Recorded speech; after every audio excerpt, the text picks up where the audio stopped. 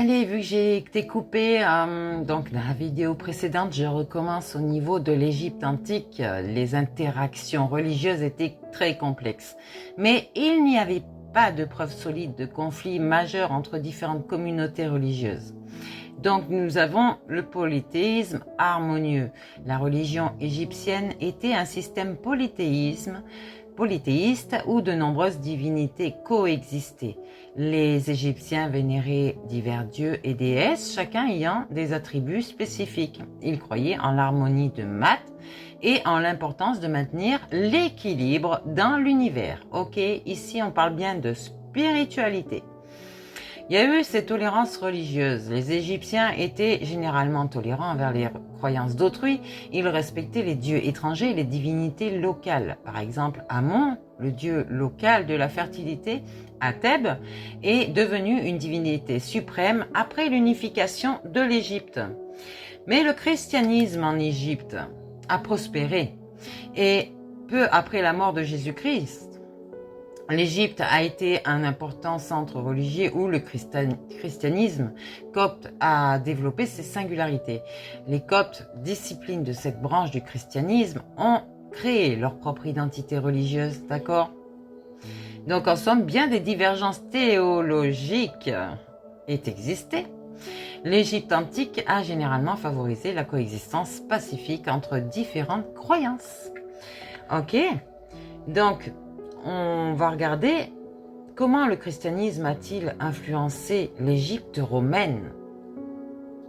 Donc la période de l'Égypte romaine et byzantine s'étend de l'annexion par Rome de l'ancien royaume lagide avant 30 avant Jésus-Christ. L'an 30 avant Jésus-Christ, jusqu'à sa conquête par les Arabes en 641. Donc les événements politiques marquants de cette annexion par Rome, Rome a annexé l'Égypte, mettant fin à la dynastie des Ptolémées. L'Égypte est devenue une province romaine, riche et prospère. Alexandrie, c'est la deuxième ville de l'Empire romain, était un centre intellectuel et un port important. Elle a joué un rôle clé dans l'histoire religieuse et politique. Le christianisme, avec l'arrivée du christianisme, l'Égypte est devenue un foyer intellectuel important, arbitrant les premières hérésies chrétiennes et influençant l'Empire byzantin. Cette période a été marquée par des changements politiques, et tout a changé. Tout a changé. Donc les propriétés privées, les propriétés foncières privées étaient en expansion continue, les terres étaient de plus en plus détenues par les propriétaires privés, la consommation intérieure et extérieure, donc l'intérieur et l'exportation. L'Égypte était un grenier à blé pour l'Empire romain, d'accord ? Elle exportait d'autres produits alimentaires. Le papyrus, l'Égypte avait un quasi-monopole sur la production du papyrus, un matériau essentiel pour l'écriture et les documents, d'accord ?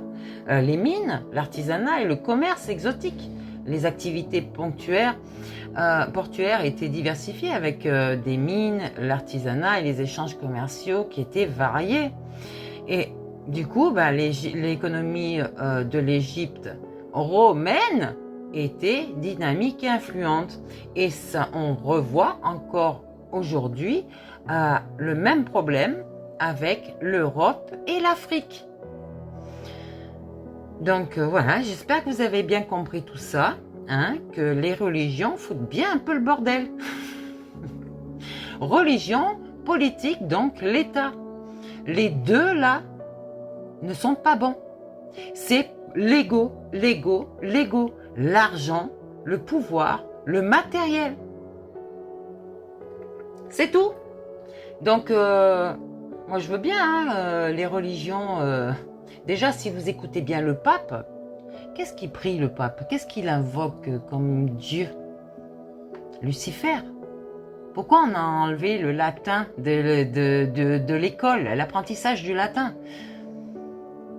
Personne ne comprend ce que le pape dit, mais tout le monde amen, amen, amen. Ben ouais, écoutez bien. Ouais, enfin voilà quoi. La confiance en l'homme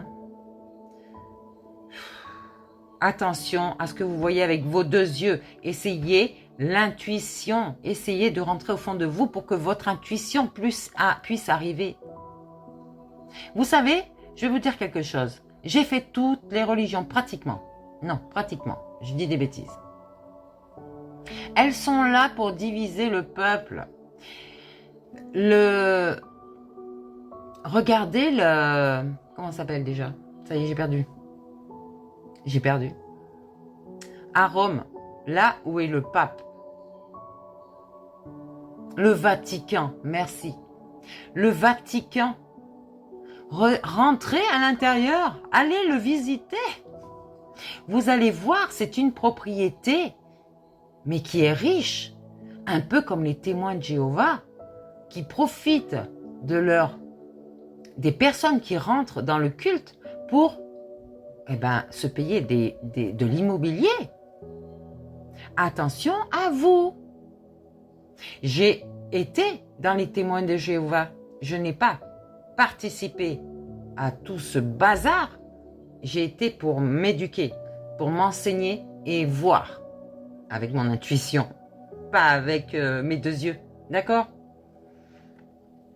Donc voilà, il y a plusieurs religions comme ça qui ne sont pas bonnes. Et de toute façon, toutes les religions ne sont pas bonnes. Il n'y en a pas une qui parle de spiritualité.